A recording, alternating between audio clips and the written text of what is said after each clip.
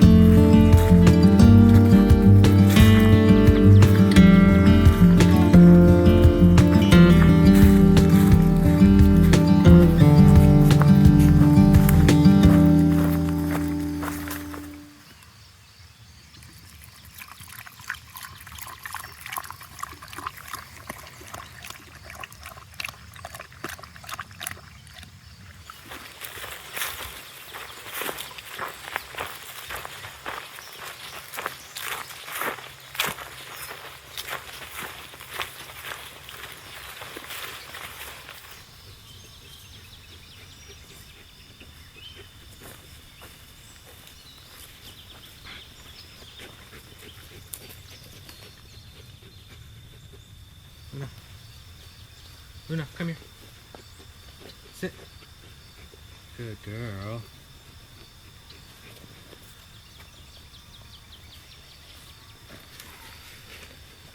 Free. Good girl. Having arrived at camp, we looked around for a suitable place for the tent and didn't waste much time in getting set up.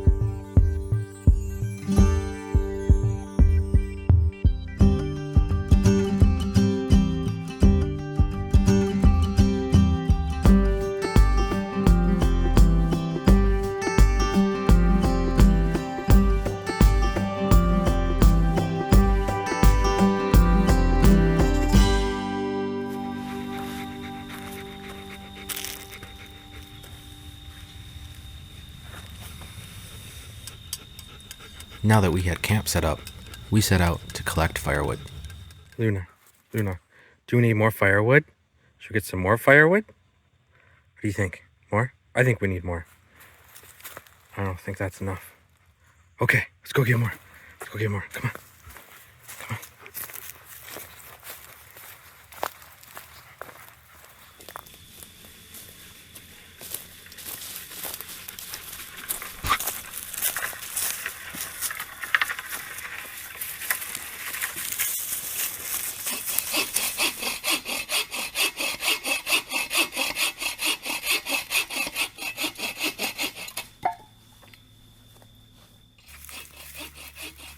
Luna's still working on this whole processing firewood thing.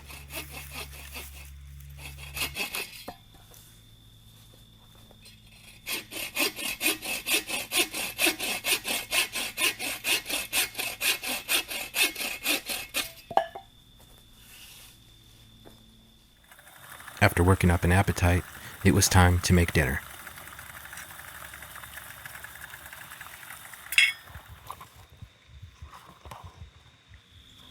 Okay, free.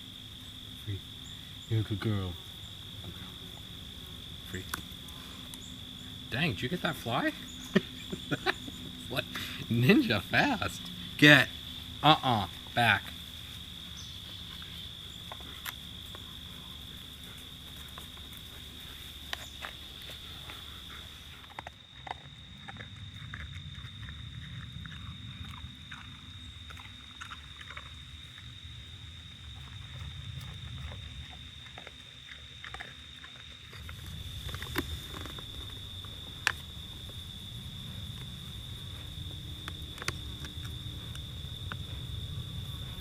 Then, it was finally time for my favorite part of the trip, starting the campfire.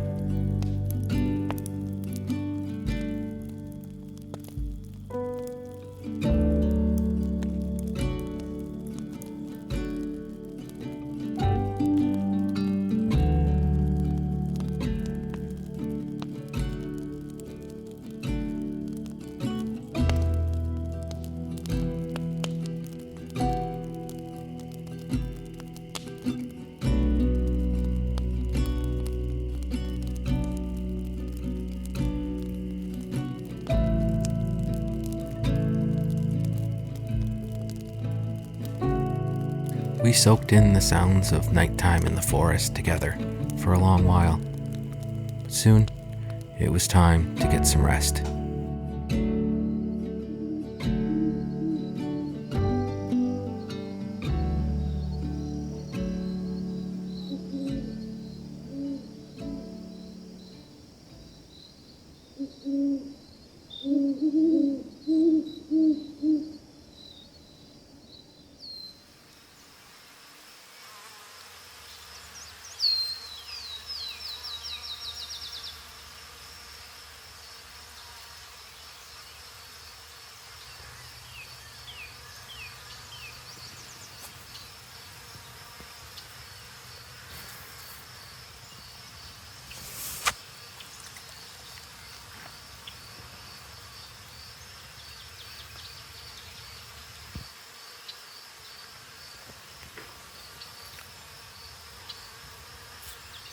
After getting a peaceful night's sleep, it was soon time to get the day started.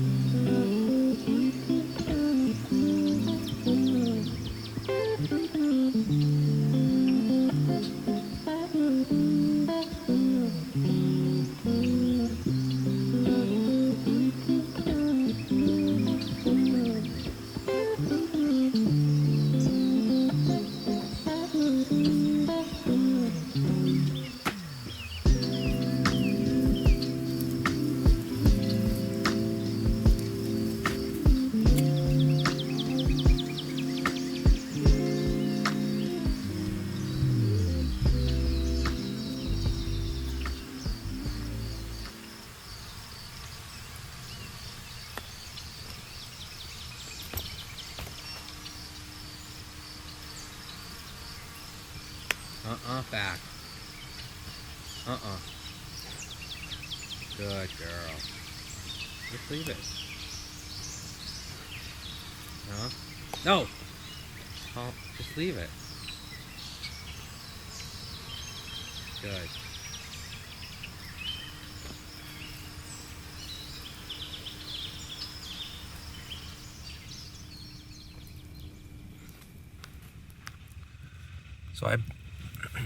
So I've been away from YouTube for a while now, and maybe in another video I'll explain a little further where I was and what pulled me away. If you look at my Instagram, you'll see a little bit of an explanation. I don't want to go into it right now, but as I come back to YouTube and create more adventure videos, I want to add this segment of morning Bible studies to every adventure. So this will be our very first one. And if you're not someone that believes in God, you feel like running away when someone mentions the Bible or God, I'd urge you to just listen to this. So this very first Bible study, we're going to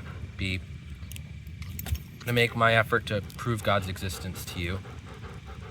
And I think the best way to prove God's existence to someone that doesn't believe is to get them to start thinking about morals and where do their morals come from.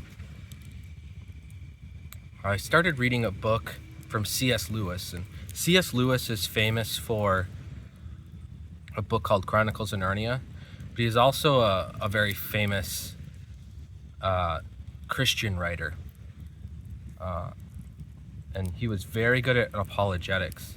Apologetics is someone's ability to defend God to someone that might not believe in God. So someone that says, I don't believe God. The study of apologetics is the way to defend God. So I took some notes from his book called Mere Christianity, and it's something he said about morals, and I thought it was really interesting and thought-provoking, and I wanted to read some of my notes to you here. So C.S. Lewis says, The law of nature used to refer to the law of human nature, that being the moral law of right and wrong. It has since been shifted to refer to the laws of nature's mechanics, an example being the law of gravity. The difference between the two laws is that one can be willfully ignored and the other can't be ignored in the slightest. Whether we ignore or reject gravity, we're going to fall from the sky nonetheless. This old meaning of the law of nature was that it was thought that right and wrong was part of us. It's part of our creation. It was just simply known by all, but could be suppressed or disobeyed. What use is it in saying something or someone is wrong unless right is a real thing? And without God, right is simply an opinion. If there's no such thing as right, then there's also no such thing as absolute wrong. Then we could just as easily blame someone's wrongdoing on the color of their hair. The truth of absolute morals can be tested like this. Say there's a man that rejects the moral truth. He may break a promise and not see the issue, but you break a promise to him and he'll be quick to point out the unfairness. Now this unfairness or wrongdoing can't possibly work in only one direction. You see, people often try to distance themselves from wrongdoing. They do so by making excuses for their poor behavior. I was tired, so I yelled. I was so busy that I couldn't keep my promise. We do this because we know truth exists and we want to distance ourselves from wrongdoing. You ever notice that we don't do the same with absolute good? Oh no, we always take credit for that. We were made to reject bad and stick close to good. However, God allows us to suppress this. Atheists might say, well, this is very silly. What you're describing is simply herd instinct. Well, let's say you see someone that needs your help. Two instincts will rise up within you. First, the herd instinct to help, and second, the instinct of self-preservation. They can't deny something in them that judges between the two instincts and nudges you towards the good, which is to help. The nudge itself cannot come from either of these options. It has to come from someone or something outside of the two choices. Morals, then, cannot simply be an instinct. An atheist might also tell you that morals simply benefit society. This is really just a meaningless statement hidden inside something that appears to have meaning. Yes, morals do benefit society, but that does nothing to explain the source of them. Let's say you ask someone, what's the point of playing football? And they say, to score touchdowns. However, touchdowns are the game itself, and not the reason for the game. See the issue now. All they said was football, which is true, but it's not really worth saying. The same applies to if someone asks you, what's the point of being a good person? And you reply, in order to benefit society, all you're really saying is good behavior is good behavior. They're simply saying people should be good and nothing about the why or the source of it. I just urge you guys to think about this stuff.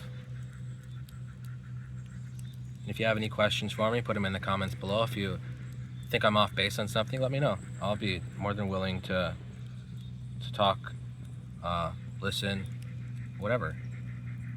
So that's just my attempt to help you guys separate the signal from the noise, and this is our very first Fireside Bible study.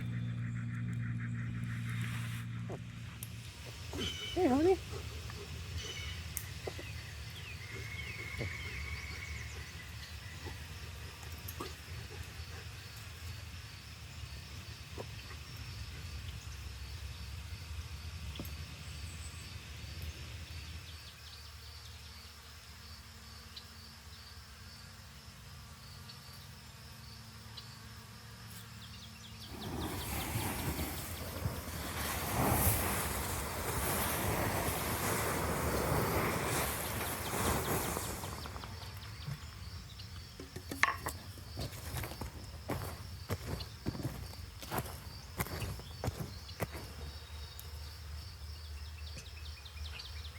go home?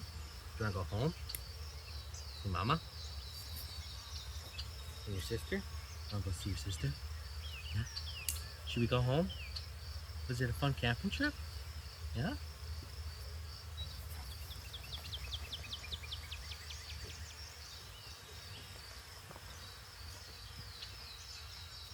Should we go? Go.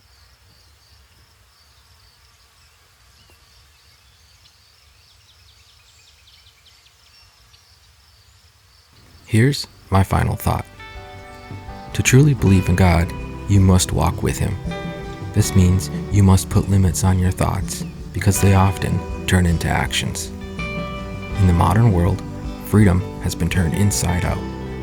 Most people seem to think they're free if they have zero restrictions. However, this type of thinking will never allow you to approach God because it's not compatible with committed relationships.